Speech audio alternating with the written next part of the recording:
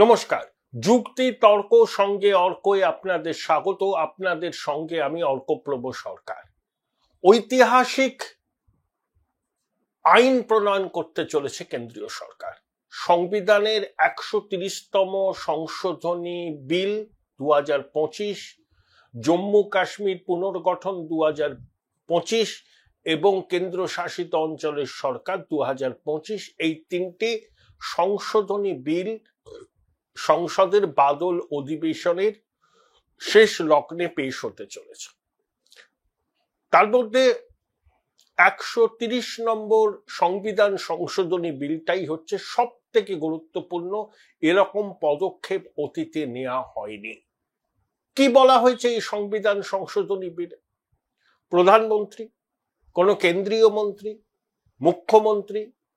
মুখ্যমন্ত্রীর কোন সতীর্থ, কেন্দ্রশাসিত অঞ্চলের প্রশাসনিক প্রধান বা মুখ্যমন্ত্রী, তাদের বিরুদ্ধে যদি এমন কোনো অভিযোগ ওঠে যারা ৫ বছর এবং তার বেশি সাজা হতে পারে এবং একটানা যদি তিনি ৩০ দিন জেলবন্দি থাকেন, তাহলে ৩১ দিনের মাথায় তাকে অপসারণ করতে পারবেন, মানে প্রধানমন্ত্রী বা কেন্দ্রীয় মন্ত্রিসভার সদস্য হলে রাষ্ট্রপতি, রাজ্যের মুখ্যমন্ত্রী বা রাজ্য মন্ত্রিসভার কোনো সদস্য হলে রাজ্যপাল এবং কেন্দ্রশাসিত অঞ্চলের কেউ হলে লেফটেন্যান্ট গভর্নর। ঐতিহাসিক বিল। যুক্তি হচ্ছে যে প্রশাসনিক আধিকারিকরা, ধরুন মুখ্যমন্ত্রী, প্রধানমন্ত্রী, ক্যাবিনেট মন্ত্রী, রাজ্যের মন্ত্রী, তাদের প্রতি মানুষের আশা, বিশ্বাস, ভরসা থাকে। তাদের উচিত সিজারের পত্নীর মতো সব সন্দেহের ঊর্ধ্বে থাকা, কারণ তারা সাংবিধানিক পদে আসীন থাকেন, সংবিধান হাতে নিয়ে তারা শপথ নেন। তারপরেও তাদের বিরুদ্ধে যদি দুর্নীতির অভিযোগ ওঠে, সেটা আর্থিক দুর্নীতির অভিযোগ বেশি ওঠে, তারপর তারা যদি জেলবন্দি থাকেন, তখন তাদের কি কোনো নৈতিক অধিকার থাকে ক্ষমতায় টিকে থাকার? থাকে না। কিন্তু সংবিধানে এই ধরনের কোনো সংস্থান ছিল না যে টানা জেলবন্দি রয়েছেন কেউ, তারপর জেল থেকে মুক্ত হয়ে আবার তিনি স্বপদে ফিরে আসেন। এরকম হয়েছে অতীতে। সেই সম্ভাবনাটাকে খারিজ করার জন্য একটানা ৩০ দিন কেউ জেলবন্দি থাকলে কোনো রাজনেতা যিনি প্রশাসনিক পদে আছেন তাকে অপসারণ করা যাবে ৩১ দিনের মাথায়। ঐতিহাসিক এই বিল। প্রধানমন্ত্রী নরেন্দ্র মোদী, দেশের প্রধানমন্ত্রী, অমিত শাহ স্বরাষ্ট্রমন্ত্রী, তারা এই বিলটা আনছেন, সংবিধান সংশোধনী বিল। অর্থাৎ প্রশাসনের সর্বস্তরের দায়বদ্ধতাকে নিশ্চিত করা, মানুষের কাছে যাতে জনপ্রতিনিধি, মুখ্যমন্ত্রী, প্রধানমন্ত্রীর একটা দায়বদ্ধতা থাকে। আমি ক্ষমতায় আছি বলে লুটে পুটে নিলাম এবং আমার এমন সুরক্ষা রইল যে আমার টিকিটই ছুতে পারবে না, কয়েকদিন হাজতবাস করে আবার আমি সমহিমায় ফিরে আসলাম, বড় বড় কথা বললাম, এটার একটা শেষ হওয়া দরকার। এটা হচ্ছে জনগণের আশা আকাঙ্ক্ষার যাতে সঠিক প্রতিফলন হয়, তার জন্য কেন্দ্রীয় সরকারের এই উদ্যোগ। এই উদ্যোগকে সাধুবাদ জানানো সমস্ত ভারতবাসীর মনে হয় প্রয়োজন। দেখুন, বিরোধীরা আইএনডিআইএ জোট স্বভাবতই সিঁদুরে মেঘ দেখছেন। তাদের অভিযোগ হচ্ছে কেন্দ্রীয় এজেন্সিকে ব্যবহার করে, ফলস ন্যারেটিভ তৈরি করে, মিথ্যা অভিযোগে বিরোধী দলের নেতা, মুখ্যমন্ত্রী, মন্ত্রীদের কারারুদ্ধ করে তারপর তাদেরকে পদচ্যুত করা এবং বিরোধী শাসিত রাজ্য সরকারগুলোকে ফেলে দেওয়া, একটা অস্থিরতা তৈরি করার কেন্দ্রের নীল নকশা। এই সংবিধান সংশোধন হয়ে গেলে, স্বীকৃতি পেয়ে গেলে, সংসদের সিলমোহর পেয়ে গেলে, স্থায়ী কমিটির একটা রিপোর্ট দেবে, কিন্তু এটা তো পাস হবেই। আজকে বিজেপির নেতৃত্বে এনডিএ সরকার আছে, তারা চিরকাল থাকবে না। তারপর অন্য কোনো জোট বা দলের সরকার হবে, তাদের হাতেও তো এই অস্ত্রটা থাকবে। যেটা আজকে করা হচ্ছে সেটা সুদূর প্রসারিত অভিঘাত। এই অভিঘাত কিছু মুহূর্ত বা কিছু সময়ের জন্য বা যতক্ষণ এনডিএ সরকার ক্ষমতায় আছে তাদের হাতে অস্ত্র তুলে দেওয়ার জন্য নয়। যখন এই সংবিধান সংশোধনী পাস হবে তখন কিন্তু আজ থেকে 30 বছর বাদেও সেটা লাগু করা যাবে। তখন এনডিএ সরকার থাকবে কিনা কেউ জানে না, থাকবে না, অন্য দলের সরকার আসবে, অন্য জোটের সরকার আসবে। কিন্তু প্রশাসনের একটা ট্রান্সপারেন্সি এনশিওর করা, সর্বোচ্চ প্রশাসনিক আধিকারিকের জনগণের প্রতি দায়বদ্ধতা সুনিশ্চিত করার এই উদ্যোগের পিছনে অসৎ উদ্দেশ্য আছে বলে বিরোধীরা কেন রাস্তায় নেমেছেন? ছোটবাবু নাকি বিরাট বিবৃতি দিয়েছেন। এটা ছোটবাবুর পক্ষেই সম্ভব, কারণ ছোটবাবু সবসময় ভয়ে থাকে। কারোর দয়ায় তিনি এত বড় বড় কথা বলছেন, কারোর দয়ায়। তবে কতদিন তার প্রতি এই দয়া বর্ষণ হবে সে সম্পর্কে আমি নিশ্চিত নই।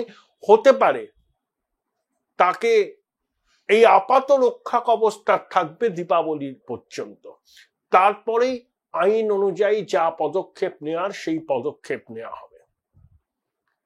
ছোটবাবু খুব প্রতিক্রিয়া দিয়েছেন, অভিষেক মানু সিংভি দিয়েছেন, মাননীয় দেবেন, অখিলেশ দেবেন, আবগারি কেলেঙ্কারির নায়ক কেজরিওয়াল দেবেন।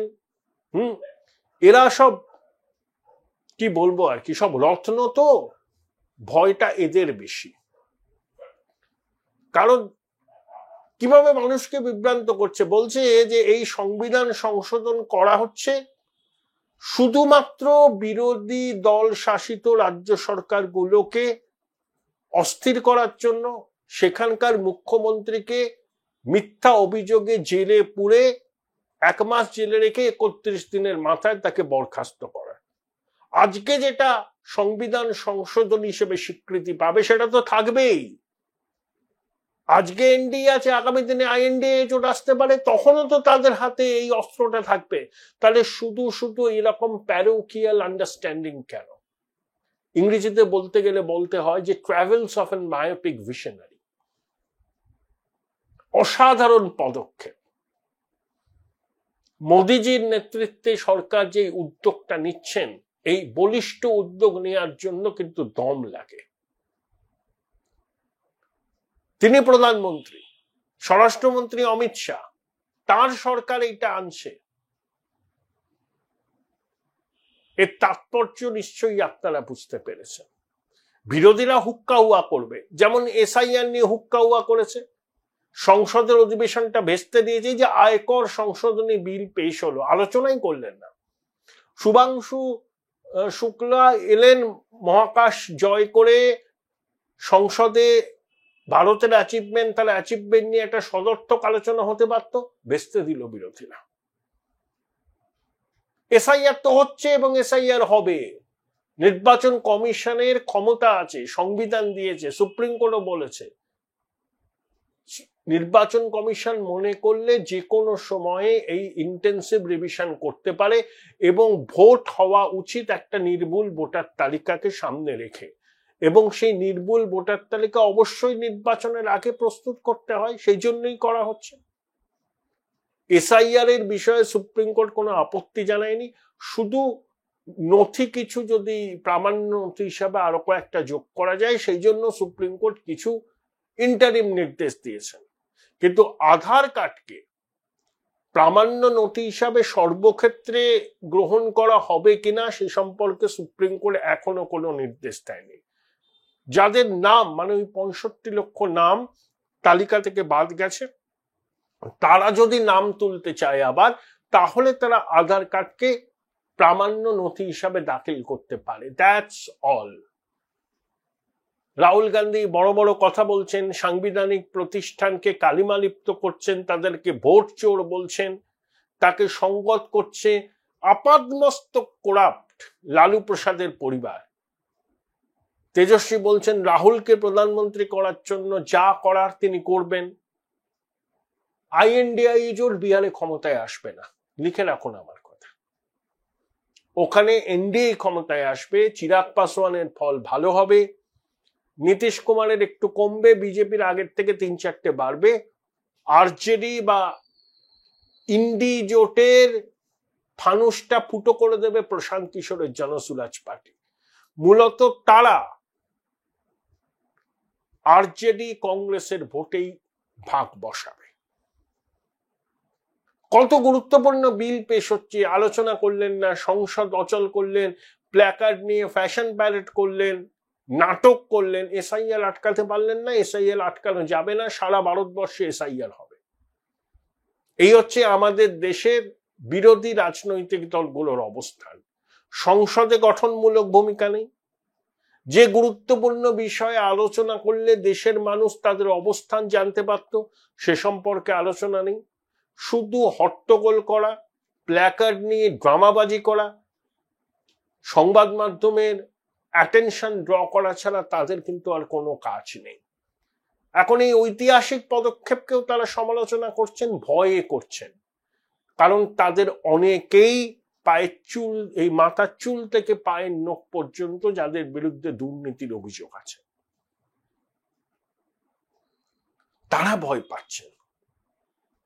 একটা জিনিস বুঝছেন না, যে ঐতিহাসিক পদক্ষেপ যেটা নেওয়া হচ্ছে সেটা থাকবে। এটা কোনো স্বল্প মেয়াদী পদক্ষেপ নয়, এটা ক্ষুদ্র রাজনৈতিক স্বার্থেও নয়।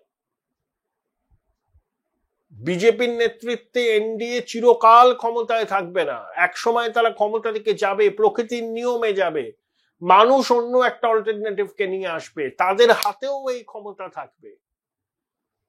শুধু শুধু ভয় পেয়ে বাজার গরম করে এই ঐতিহাসিক পদক্ষেপকে তারা তো সমর্থন করছেই না, উল্টে নানা রকম বিভ্রান্তি ছড়িয়ে মানুষকে বিভ্রান্ত করার চেষ্টা করছেন। কিন্তু মানুষ তো দেখছে যে কেন্দ্রীয় সরকার এই পদক্ষেপ নিতে চলেছে, যেখানে প্রধানমন্ত্রী থেকে মুখ্যমন্ত্রী, ক্যাবিনেট মন্ত্রী থেকে রাজ্যমন্ত্রী সবার সদস্য, সবার দায়বদ্ধতা সুনিশ্চিত হচ্ছে। কারণ এই সমস্ত পদাধিকারীরা সংবিধান হাতে শপথ নেন, তাদের কিন্তু সিজারের পত্নীর মতো সব সন্দেহের ঊর্ধ্বে থাকা উচিত। এটা আমি অন্তত বিশ্বাস করি। আপনারা করেন কিনা জানি না, আপনাদের কি মতামত সেটা comment box. Join Indian Institute of Hotel Management now. Right choice, right decision.